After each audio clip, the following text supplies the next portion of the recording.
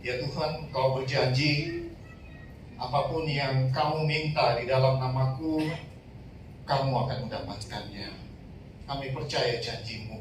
Di dalam nama Tuhan Yesus, kami meminta agar Roh Kudus menjadi bagian kami, sehingga firman-Mu akan menjadi terang bagi jalan kami. Dan firman-Mu akan menguduskan kami, mengubah kami sesuai dengan kehendak-Mu. Berbicaralah kepada kami ya Tuhan. Di dalam nama Tuhan Yesus kami sudah berdoa dan mengucap syukur. Amin. Di dalam seri yang pertama, saudara-saudara, kalau saudara ingat, ya, bahwa ada 4 hal kenapa Tuhan Yesus belum datang. Dan 4 hal ini disebabkan oleh saya dan saudara. Pena inspirasi menyatakan, hal yang pertama yang menyebabkan Tuhan belum datang adalah ketidakpercayaan. Hal yang kedua adalah keduniawian. Hal yang ketiga adalah ketidakberserahan. Hal yang keempat adalah perkelahian. Saudara-saudara, ini 4 hal yang membuat bangsa Israel belum bisa masuk ke tanah Kanaan. Ya, dan Nyonya White mengatakan ini juga 4 hal yang membuat gereja Masehi Advent hari ke-7, saudara dan saya, belum ada di surga saat ini. Kenapa? Ketidakpercayaan. Kita tidak percaya dengan roh nubuat, kita tidak percaya dengan nubuatan yang ada di dalam Alkitab, kita tidak percaya dengan banyak hal, walaupun kita membaca, mengetahui. Saudara-saudara, itu di yang pertama. Kalau saudara perhatikan yang di kedua, ciri khas daripada hamba yang setia dan bijaksana, hamba yang setia bekerja. Ya, dikatakan, saya kutip ayat 45 dan 46. Siapakah hamba yang setia dan bijaksana yang diangkat oleh tuannya atas orang-orangnya untuk memberikan makanan pada waktunya. Ayat 46. Berbahagialah hamba yang didapati tuannya melakukan tugasnya itu ketika tuannya itu datang. Saudara-saudara, ya, ini adalah tugas saya dan saudara. Kenapa banyak perkelahian di gereja? Oleh karena ketidakpercayaan bahwa Yesus akan datang segera. Oleh karena ketidakpercayaan bahwa firman Tuhan yang diberikan harus dituruti. Dan oleh karena ketidakpercayaan untuk menyelesaikan pekerjaan Tuhan, menyampaikan Injil ke seluruh dunia. Ketika gereja tidak bekerja, hasilnya pasti perkelahian, perdebatan, saudara-saudara. Bagaimana dengan jemaat Tamrin? Apakah kita jemaat yang bersemangat? Apakah kita percaya bahwa Yesus segera datang? Sedangkan jam 9.30 pun masih sedikit orang yang ada di sini. Saudara-saudara, ini fakta yang menjadi bagian kita. Ya, bagaimana kita siap menyambut kedatangan Tuhan kalau kita tidak tepat jam waktu datang ibadah? Kalau kita berbicara sementara ibadah, bagaimana kita mau siap Tuhan akan datang? Kita tidak mau dengarkan firman Tuhan. Bagaimana kita siap Tuhan mau datang kalau kita pegang HP sementara ibadah? Ya, saudara-saudara, saya bicara apa adanya. Saudara, mari kita berpikir. Dan itu yang menjadi ciri khas dari hamba yang setia dan bijaksana. Dia rajin menyampaikan firman Tuhan. Bukan gosip, bukan hoax. Yang disampaikan adalah firman Tuhan. Dan kita ukur jemaat kita, jemaat Tamrin, kalau kita mau dapat berkat dari firman ini. Ya, saudara-saudara, pada saat ini, ya, mari kita dalami firman Tuhan ini sekali lagi. Ayat 36, perikopnya dimulai dari ayat 36, Matius pasal yang ke-24. Tetapi tentang hari dan saat itu tidak seorang pun yang tahu, malaikat-malaikat di surga tidak, dan anak pun tidak, hanya Bapa sendiri. Ayat 37, sebab sebagaimana halnya pada zaman Nuh, demikian pula halnya kelak pada kedatangan anak manusia. Apa yang sama waktu zaman Nuh dengan kedatangan anak manusia? Ayat 38, sebab sebagaimana mereka pada zaman sebelum air bah itu makan dan minum, kawin dan mengawinkan, sampai kepada hari Nuh masuk ke dalam bahtera, dan mereka tidak tahu akan sesuatu sebelum air bah itu datang dan melenyapkan mereka semua. Saudara-saudara, ada yang dikatakan sama waktu Yesus datang dengan waktu Nuh. Apa yang sama? makan, minum, kawin, dan mengawinkan. Artinya, semua orang melakukan aktivitas seperti biasa. Terus tiba-tiba air bah apa? Datang dan mereka tidak tahu. Dan inilah yang disebut dengan pencuri pada malam. Mereka makan, minum, menikmati hidup, bersenang-senang. Tapi tiba-tiba air bah itu apa? Datang dan mereka binasa. Kita bisa bagi kehidupan itu dalam 4 bagian, saudara-saudara. Bagian yang pertama adalah dia memberitakan Injil dan membangun Batra selama berapa tahun? 120 tahun. Itu yang dilakukan oleh Nuh. Sesudah itu Tuhan menyuruh Nuh masuk ke dalam Batra. Waktu Nuh masuk dan seluruh keluarganya masuk, Tuhan menutup pintu Batra. Dia memeteraikan pintu kasihan sudah tertutup. Tapi apakah orang-orang itu sudah binasa? Tidak. Dan orang-orang yang ada di luar dari Batra tetap bersenang-senang, makan, minum, kawin, mengawinkan, ya, dan melakukan semua yang mereka mau lakukan. Sementara Nuh dan keluarganya sudah dimeteraikan, ada di dalam apa? Dalam Batra. Saya mau tanya, nasib dari kedua kelompok ini sudah ditentukan atau bisa berubah segera sesudah Tuhan menutup pintu Batra itu? Bisa berubah atau tidak? Tidak. Tapi apakah orang-orang jahat itu langsung binasa? Tidak. 7 hari kemudian baru mereka apa? Baru mereka binasa. Sesudah itu, ya, air bah datang membinasakan mereka. Nah, saudara-saudara, inilah pengalaman pencuri pada malam. Yaitu apa? Ketika pemeteraian oleh Tuhan sudah dilakukan, orang-orang sudah di dalam Batra dan Tuhan menutup pintu itu, ya, mereka tidak tahu bahwa nasib mereka sudah ditentukan. Saudara percaya atau tidak? Sekarang ada di antara kita yang sudah ditentukan nasibnya, sudah dimeteraikan. Ya, saudara-saudara, pelajaran tentang pencuri pada malam mengajarkan kepada kita satu hal. Jangan kita pikir bahwa pencuri pada malam ini akan terjadi waktu Yesus datang kedua kali. Iya atau tidak? Kebanyakan dari kita berpikir bahwa frase pencuri pada tengah malam itu terjadi waktu Yesus datang kedua kali dan kita tidak siap. Tetapi sebenarnya, saudara-saudara, frase pencuri pada malam terjadi ketika kita sudah dimeteraikan. Untuk keselamatan atau untuk apa?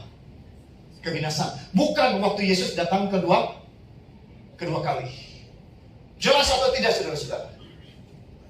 Nasib daripada dunia yang di luar Batra maupun di dalam Batra ditentukan bukan waktu air bah itu datang, tetapi pada saat pintu kasihan, pintu Batra itu ditutup. Jadi jangan kita berpikir bahwa pencuri pada malam itu artinya waktu Yesus datang kedua kali orang tidak siap, mereka mengalami pengalaman pencuri pada malam. Tidak, saudara-saudara. Pencuri pada malam memberikan satu kebenaran bahwa itu terjadi ketika pintu kasihan tertutup bagi saya dan saudara. Jelas atau tidak? Semoga ini jelas, saudara-saudara. Jangan kita berpikir bahwa masih lama kok Yesus datang. Tidak. Karena pintu kasihan bisa tertutup bagi saya dan saudara secara pribadi kalau kita mengalami kematian. Betul atau tidak? Berarti kedatangan Yesus masih lama atau tidak buat kita secara pribadi? Tidak, saudara. Karena kapan saja kita keluar dari ruangan ini, bisa saja terjadi sesuatu kepada kita. Semoga tidak, tapi bisa. Saya pernah mengikuti suatu acara penghiburan di satu gereja di Manado. Pengkhotbahnya bilang, saudara-saudara, kematian bisa datang kapan saja. Ketika saya keluar dari tempat ini, bisa saja saya mengalami kematian.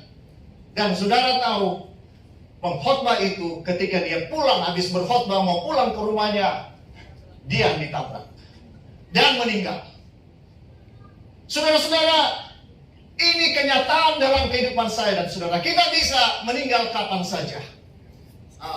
Boleh ditampilkan kutipan dari Nyonya White untuk menyatakan ya, Nuh tertutup dalam bahtera dan yang menolak kasih karunia Tuhan di luar bahtera. Meterai Allah pada pintu itu, Tuhan yang menutup pintu dan hanya Tuhan yang dapat membuka pintu itu. Lanjut ya, jadi pemeteraian terjadi ketika pintu ditutup oleh Tuhan. Ini pelajaran penting karena di akhir zaman saya dan saudara juga sedang dalam masa apa? Pemeteraian. Ketika itu selesai, maka pintu kasihan akan ditutup. Ya saudara-saudara, jadi kita perlu memahami pelajaran ini dengan baik. Lanjutkan saja. Ya, Nuh mengalami 7 hari penganiayaan yang luar biasa. Saudara bisa bayangkan ketika Nuh masuk, Tuhan tutup pintu, orang-orang akan datang dan ketuk-ketuk, Nuh mana itu hujan Nuh. Saudara bisa bayangkan 7 hari Nuh di dalam bahtera benar-benar dibully, benar-benar dianiaya. Selanjutnya terus ya, oke, lanjut aja. Saya nggak punya banyak waktu ya. Terus ada satu kutipan. Terus saja. Nih banyak yang harus dilewatkan saja. Terus saja. Oke. Terus. Yesus memberikan kata-katanya kepada kita. Karena itu berjaga-jagalah, sebab kamu tidak tahu bila manakah Tuhan rumah itu pulang, menjelang malam atau tengah malam atau larut malam atau pagi-pagi buta, supaya kalau ia tiba-tiba datang, jangan kamu didapatinya sedang tidur. Apa yang kukatakan kepada kamu, kukatakan kepada semua orang, berjaga-jagalah. Kita menunggu dan berjaga-jaga untuk tuan rumah itu pulang, supaya kalau ia tiba-tiba datang, jangan kamu didapatinya sedang tidur. Lanjut. Apakah waktu yang dimaksudkan di sini? Ini adalah paralel dengan Markus dengan Matius yang kita sedang pelajari selama ini. Apakah waktu yang dimaksudkan di sini? Bukan kedatangan Kristus di awan-awan untuk mendapati orang-orang tidur. Tidak. Tapi selesainya pelayanannya di bilik Maha Suci di surga. Ketika dia melepaskan jubah keimamatannya dan memakai jubah pembalasan. Dan ketika genaplah firman Tuhan, barang siapa yang berbuat jahat, biarlah ia terus berbuat jahat. Saudara-saudara, pena inspirasi menyatakan dengan jelas bahwa frase pencuri pada malam menggambarkan bukan kedatangan Yesus yang kedua kali, tapi apa? Waktu Yesus selesai melakukan pekerjaan keimamatan di bilik yang apa? Maha Suci. Dia membuka jubah keimamanannya dan memakai jubah pembalasan. Ketika Yesus selesai bekerja di bilik yang Maha Suci, maka dia akan segera datang. Amin, saudara-saudara. Dan kita tidak tahu kapan. Nah, saudara-saudara, sekarang kita kembali dalami Matius 24 ayat 45. Siapakah hamba yang setia dan bijaksana yang diangkat oleh tuannya atas orang-orangnya untuk memberikan mereka makanan pada waktunya? Saudara tahu, ini adalah satu pertanyaan yang saya dan saudara harus jawab. Ada yang boleh jawab? Siapa hamba yang setia dan bijaksana yang diangkat oleh tuannya atas orang-orangnya untuk memberikan mereka makanan pada waktunya? Elia. Jawabannya adalah Yohanes Pembaptis. Ya, Yohanes Pembaptis adalah hamba yang setia dan bijaksana yang memberikan makanan pada waktunya. Dia berkata, lihatlah anak domba Allah. Waktu Yesus datang ke atas dunia pertama kali, semua orang tidak mengenali dia. Tapi Yohanes Pembaptis adalah hamba yang setia dan bijaksana. Dia tahu bahwa inilah Mesias yang dinanti-nantikan selama 4.000 tahun. Jadi siapa hamba yang setia dan bijaksana itu? Yohanes Pembaptis. Sementara gereja pada saat itu, orang Israel, pemungut cukai, orang berdosa, maupun ahli Taurat, orang Farisi, Tidak satu pun yang mengenali bahwa Yesus adalah apa? Sang Mesias. Kebanyakan dari murid Yesus adalah murid Yohanes Pembaptis. Karena mereka percaya apa yang dikatakan oleh Yohanes Pembaptis, maka mereka menjadi pengikut, menjadi murid dari siapa? Yesus. Ya saudara-saudara, jadi siapa hamba yang setia dan bijaksana itu? Yohanes Pembaptis. Ya, Yohanes Pembaptis tahu nubuatan 70 kali 7 minggu. Anak-anak muda, anggota calon master guide, tahu enggak nubuatan 70 kali 7 minggu? Boleh slide berikutnya. Nubuatan ini yang menjelaskan bahwa Yesus adalah Mesias dan tidak mungkin salah bahwa Yesus adalah Mesias, dan Yohanes Pembaptis adalah hamba yang setia dan bijaksana. Dia percaya nubuatan. Mayoritas umat Allah pada waktu itu tidak percaya apa yang dikatakan oleh Yohanes apa? Yohanes Pembaptis. Mereka menolak nubuatan yang diajarkan oleh Tuhan di dalam buku Daniel. Dan itu sebabnya mereka miss Mesias itu. Mereka tidak menerima Yesus sebagai apa? Sebagai Mesias. Ya, saudara-saudara, ini pelajaran yang mahal. Dan saudara tahu apa yang terjadi? Mereka dimeteraikan untuk apa? Kebinasaan. Mereka dimeteraikan untuk kebinasaan tahun 70. Mereka bunuh Tuhan Yesus tahun 31. Masih diberikan kesempatan sampai tahun 34. Dan mereka binasa tahun berapa? 70 ketika Yerusalem dihancurkan, dikepung oleh tentara Roma dan binasa. Semua orang yang tidak percaya kepada Yesus tahun 70 binasa.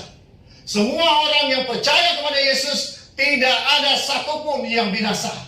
Saudara-saudara, ini pelajaran.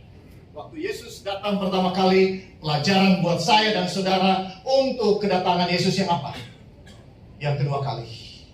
Kalau kita tidak percaya nubuatan, kita akan binasa.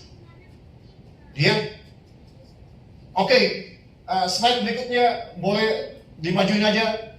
Dimajuin, karena saya melawan waktu, terus saja dilewatin. Saudara-saudara, kita perlu tahu yang nubuatan 70 kali 7 minggu. Ya, ini adalah denah dari bait suci. Bait suci terdiri dari 3 bagian. Pelataran bait suci, kemudian bilik suci, bilik maha suci. Review. Saya tahu saudara-saudara sudah belajar dan memahami ini.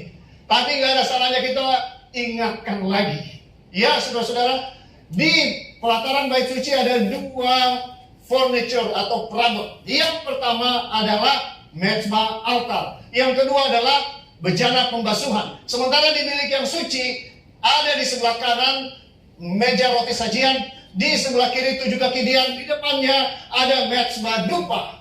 Ya, kemudian di bilik yang maha suci ada tabut perjanjian dan tulisan Musa. Di dalam dari tabut perjanjian ada 10 hukum, ada tongkat Harun dan ada mana. Inilah semua bait suci. Kalau kita bikin denanya secara vertikal, saudara akan lihat bahwa bait suci itu seperti salib. Oke, boleh slide berikut. Slide berikut, ya, dilewatin. Ya, bait suci terbagi 2. Nah, ini dia saudara. Ya, ini yang saya sebutkan tadi. Bentuknya seperti apa? Salib. Seperti salib. Lanjut. Boleh dilanjutin aja, karena saya tinggal punya 10 menit. Ya, kalau kita lihat ya, bait suci ini menggambarkan kehidupan Yesus. Ya, Yesus lahir di mezbah korban di antara binatang-binatang. Kemudian Yesus dibaptis, dilambangkan oleh bejana pembasuhan. Sesudah itu Yesus dicoba oleh 3 pencobaan. Kalau engkau anak-anak, rubahlah apa? Batu ini menjadi roti. Ya kan? Kedua, kalau engkau anak-anak, jatuhkanlah dirimu. Ya, maka Tuhan akan mengirim malaikatnya untuk menatang engkau supaya engkau jangan binasa. Itu adalah satu doa yang takabur. kalau Yesus mengikutinya. Digambarkan dengan mezbah dupa. Kemudian, ya, 7 kaki dia. Setan memperlihatkan kemuliaan dunia ini dan bilang, kalau kamu mau menyembah aku, maka akan kuberikan seluruh isi dunia ini. 7 kaki dia melambangkan kemuliaan, terang. Iya, kita seharusnya jadi terang. Kita tidak bisa jadi terang kalau kita lebih mengasihi dunia ini daripada mengasihi Tuhan. Ini 3 pencobaan yang Yesus alami, saudara-saudara. Sesudah itu, ya, sesudah dia mengalami pencobaan ini, dia harus masuk ke bilik yang maha suci untuk mengorbankan apa? Dirinya di sana. Ya, saudara-saudara, di bilik yang maha suci, tuntutan hukum, yaitu kalau kamu makan buah itu kamu pasti mati. Yesus yang menanggung tuntutan itu buat saya dan saudara. Lanjut. Ya. Jadi saudara-saudara, ya, dilewatin aja.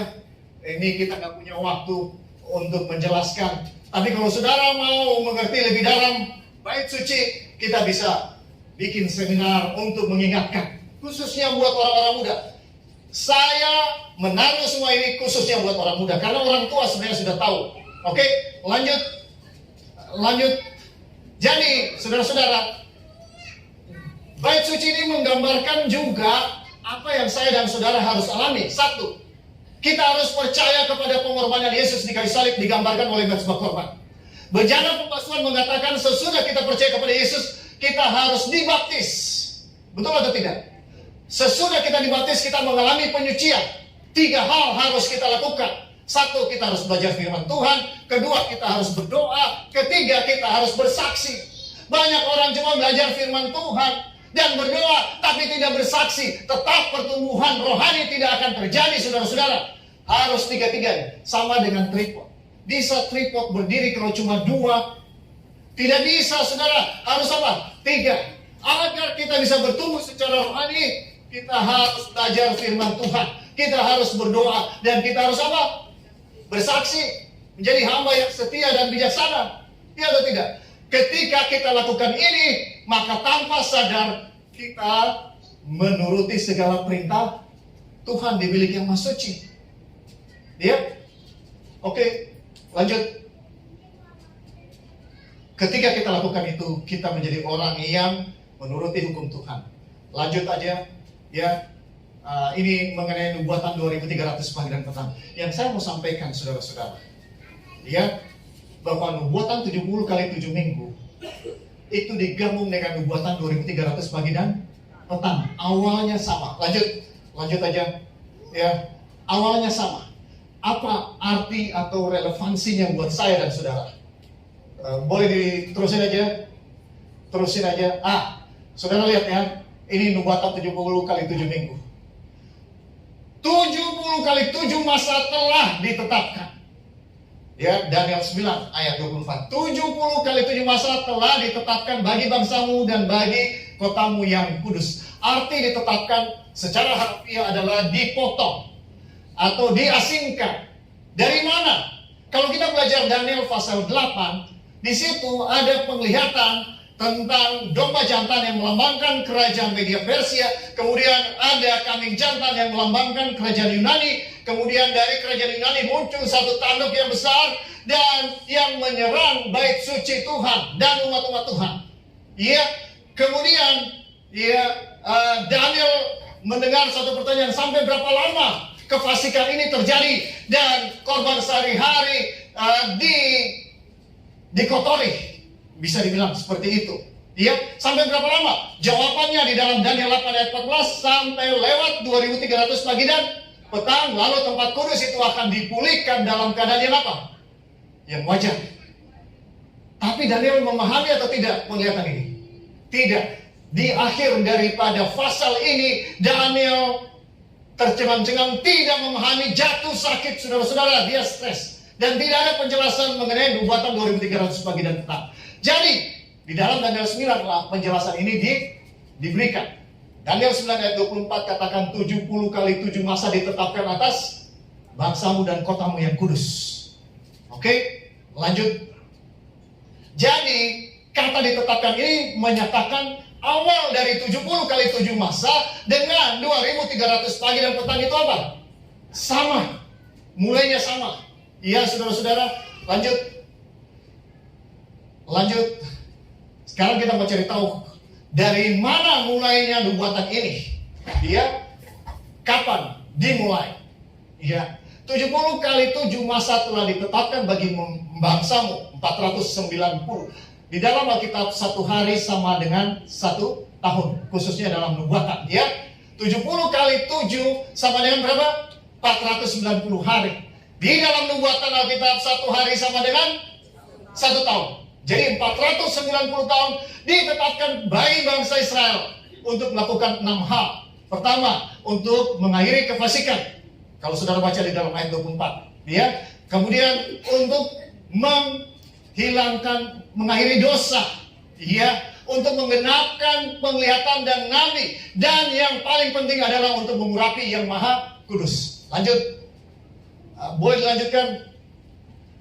Terus saja, ya, terus saja. Jadi bagian pertama adalah untuk bangsa Israel, dan bagian terakhir buat bangsa non-Israel atau non-Yahudi. Ya, lanjut. Maka ketahuilah dan pahamilah dalam ayat 25.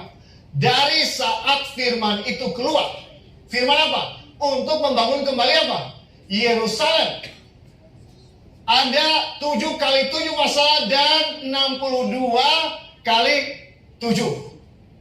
Artinya ada 69 kali 7, 483 sebelum yang Maha Kudus itu datang diurapi. Artinya nubuatan ini mengatakan bahwa Yesus akan datang dan diurapi. Kapan Yesus diurapi? Waktu dia dibaptis. Dengan kata lain, Yesus akan dibaptis di akhir dari 483 tahun. Nah, sekarang kita cari tahu kapan dimulainya nubuatan 2300 pagi dan petang dengan 70 kali 7 minggu. Slide selanjutnya, ya. Mereka dibuang di Babel, saudara-saudara, dan perintah untuk membangun kembali Yerusalem ada 3, tapi yang kita pakai adalah yang ketiga oleh Raja Artasasta di dalam buku Esra 7, ya, ayat 11 sampai seterusnya. Tapi di dalam ayat 7 dan 8 jelas disampaikan pada tahun ke-7 pemerintahan Artasasta lah orang Israel kembali ke Yerusalem. Nah, kita mau lihat Raja Artasasta, raja dari Persia ini naik takhta pada tahun 464 sebelum Masehi. Jadi kalau tahun ke-7-nya itu adalah tahun berapa? 457 sebelum apa? Sebelum Masehi, saudara-saudara. 457 sebelum Masehi. Inilah mulainya nubuatan 2300 pagi dan petang dan nubuatan 70 kali 7 masa. Oke, lanjut. Lanjut aja. Diteruskan aja. Ya, jadi kita tahu 457 nih sekarang. Terus saja. Boleh diteruskan saja sampai yang terakhir aja. Slide yang terakhir ya. Ya. Nah, inilah 70 nubuatan 70 kali 7 masa 400. Jadi pada tahun 27 terus ini slide-nya di akhir dari 483. Jadi 483 dikurang 457 kita dapat 26. Tapi dalam sejarah saudara-saudara tidak ada tahun 0, ya kan? Jadi sebelum Masehi ke Masehi tidak ada yang namanya tahun apa? 0. Harus langsung ditambah apa? 1. Jadi makanya 26 ditambah 1 kita tiba pada tahun 27. Dan tepat, ya, kalau kita buka Alkitab saudara-saudara, Yesus dibaptis pada tahun 27. Ya, lanjut aja, dilewatin aja. Jadi nubuatan ini digenapi, ya. Ke-15 tahun dari Kaisar Tiberius itu, Kaisar Tiberius naik takhta tahun 12. Kalau dia punya tahun ke-15 berarti tahun berapa? Tahun 27. Tahun 27 dengan tepat Yesus dibaptis pada tahun 27. Lukas mencatat bahwa pada tahun ke-15 pemerintahan Tiberius, ya, Yohanes Pembaptis mulai dibaptis. Nanti di dalam ayat 22, di situ Yesus datang dan dibaptis oleh Yohanes. Jadi dengan tepat digenapi bahwa Yesus apa? Mesias yang dinanti-nantikan. Lanjut, boleh lanjut terus. Ya, kalau kita lihat ya tahun 27, Yesus terus saja dilewatin. Ya, terus boleh diterusin sampai di slide. Ya, diterusin aja. Ya, jadi Yesus dibaptis tahun 27, kemudian Daniel 9 ayat 27 mengatakan dia akan disingkirkan walaupun tidak ada apa? Salahnya pada pertengahan minggu itu. Jadi 27 sampai 34 satu minggu yang terakhir, tapi pada pertengahan minggu Yesus akan apa? Akan disingkirkan walaupun tidak ada salahnya, dan Yesus akan menghentikan korban di bait suci. Kenapa? Karena dialah korban yang sesungguhnya. Jadi tahun 31, tepat tahun 31, Yesus mati. Dan akhir dari nubuatan ini adalah tahun 1844. Nah, saudara-saudara, saya mesti bilang, karena ini menyedihkan. Banyak orang Advent merendahkan nubuatan 1844. Tapi saudara-saudara, ini sangat penting. Kalau kita tidak mempercayai nubuatan 1844, maka kita juga tidak bisa menerima nubuatan Yesus mati di kayu salib tahun 31. Karena ini berhubungan, saudara-saudara. Iya atau tidak? Ya. Kematian Yesus di kayu salib pada pertengahan minggu itu adalah tahun 31 Masehi. Tapi tidak berhenti di situ pekerjaan keselamatan yang dilakukan oleh Tuhan Yesus. Tapi terus sampai di mana? Tahun 1844. Apa yang terjadi tahun 1844 sehingga begitu penting buat kita? Yesus waktu dia mati, dia bangkit, dia naik ke surga, dia melayani di bilik yang suci. Tahun 1844 dia masuk ke bilik yang maha suci. Apa tugas Yesus yang terakhir di bilik yang maha suci? Yang tadi, saudara-saudara, melakukan pemeteraian. Ketika ini selesai, dia akan berhenti, dia akan keluar, maka dia akan segera apa? Datang. Pintu kasihan akan tertutup. Ya, dia sekarang ada di bilik yang maha suci. Kapan saja dia bisa apa? Keluar. Waktu dia keluar, pintu kasihan sudah tertutup. Jelas atau tidak, saudara-saudara? Jelas ya? Jadi krusial atau tidak saat kita hidup sekarang? Sangat krusial. Ya, kapan saja pemeteraian itu apa? Selesai. Dan ketika pemeteraian itu selesai, maka nasib kita sudah ditentukan, selamat atau tidak. Kalau saya dan saudara mengalami nasib pencuri pada tengah malam, maka kita belum tahu bahwa kita sudah hilang. Kenapa? Karena orang belum tahu waktu kecurian tengah malam itu. Mereka baru tahu nanti apa? Besok paginya. Pertanyaannya kepada saya dan saudara, apa kita berjaga-jaga, atau jangan-jangan kita sudah apa? Kecurian. Saudara yang tahu. Apa saya dan saudara berjaga-jaga, atau saya dan saudara sudah kecurian? Artinya kita sudah dimeteraikan. Kita bisa saja masih hidup, tetapi kita sudah menentukan nasib kita. Kalau kita terus mengeraskan hati, saudara-saudara, kita sedang menentukan nasib kita untuk apa? Binasa. Kalau kita mau merendahkan diri, walaupun kita benar, kita tidak salah, tapi kita mau merendahkan diri demi perdamaian, maka saya dan saudara sedang dimeteraikan untuk keselamatan. Seringkali di dalam rumah tangga, suami dan istri berkeras, saya yang benar. Dan demi saya yang benar, mereka rela untuk tidak berdamai. Tetapi Tuhan mengajarkan kepada kita sedang ada di hari raya pendamaian. Sekolah Sabat mengatakan kobarkan perdamaian. Jemaat Tamrin yang kekasih di dalam Tuhan Yesus, apa yang kita cari di gereja ini? Saya memohon dengan segala kerendahan hati, mari kita cari perdamaian. Mari kita hentikan pertikaian. Biasa kalau ada perbedaan pendapat, tapi tidak perlu sampai bertikai. Tuhan Yesus telah memberikan teladan dan contoh. Manusia yang bikin salah, tapi dia yang harus mati di kayu salib. Demi apa? Perdamaian. Dia mau kita berdamai dengan Tuhan. Ya, jangan terus dibakar oleh amarah. Saudara, amarah yang tidak pernah berhenti akan membawa penyakit buat kita. Terlebih kita tidak akan siap waktu Yesus datang kedua kali. Ya, Yesus dibunuh, dianiaya, difitnah. Dia pun mau berdamai, dia pun mau mengampuni. Bapa, ampuni mereka. Ya, saya tahu ada yang memfitnah di gereja ini. Saya menemukan bukti-buktinya. Tapi saya bersyukur karena saya bisa melihat umat-umat Tuhan di Jemaat Tamrin siap untuk mengampuni. Tidak mau untuk terbakar. Ya, Tuhan akan menyertai kita. Saudara-saudara, mari kita berpikir. Yesus di kayu salib. Sebelum dia mati di kayu salib, nasib saya dan saudara sebenarnya sudah ditentukan di mana? Di Taman Getsemani.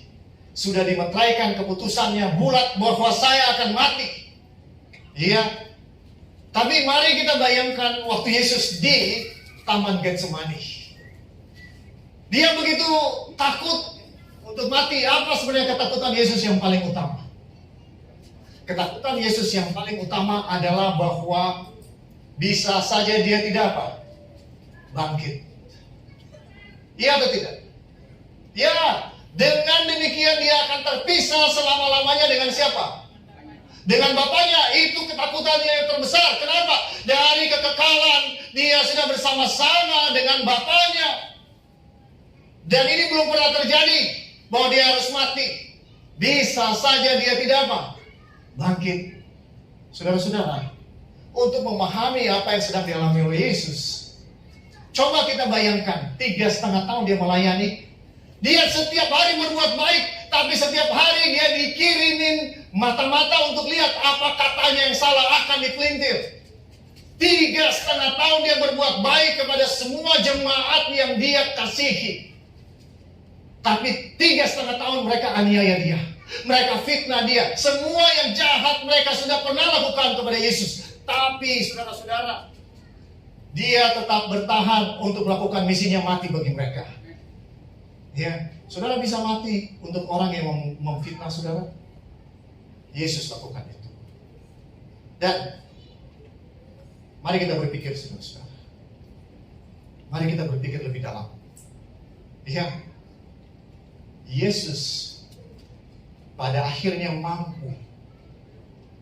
mau mati di Taman Getsemani karena dia rela.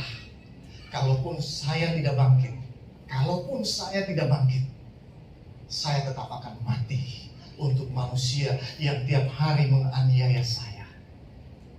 Hanya ketika dia rela, kalaupun dia tidak bangkit, barulah dia berdoa, Bapa, kalau cawan ini tidak bisa, lalu daripadaku, jadilah kehendakmu, bukan kehendakku.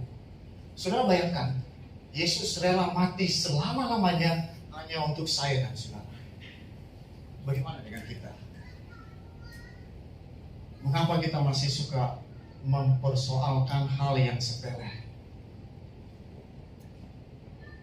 Hal yang sepele banyak kali saudara menjadi keributan suami dan istri. Ya, bukan hal yang prinsip, yang sepele, tapi digunakan oleh setan untuk memisahkan suami dan istri. Yesus datang mati di kayu salib. Sesudah itu masuk ke bilik yang suci dan melakukan pekerjaan yang terakhir, bilik yang maha suci, untuk mengadakan pendamaian bagi saya dan saudara. Dan kalau dia lakukan itu, kita yang mengaku sebagai pengikut Yesus, masa kita tidak mau berdamai? Masa kita cuma mau berdamai di kulit, bukan dari dalam hati? Ya, manusia bisa lihat, oh ya mereka sudah berdamai, betul. Tapi saya mau tanya, apa Tuhan tidak tahu? Oh, saya nggak ada masalah kok dengan dia. Ya, kita tahu apa yang harus kita bilang. Tapi Tuhan tahu isi hati kita yang sesungguhnya. Apakah kita mau berdamai, mau mengampuni atau tidak? Ya atau tidak, saudara-saudara? Jangan kita mau digunakan oleh setan untuk menghancurkan keluarga kita, apalagi jemaat Tuhan. Tuhan memberkati.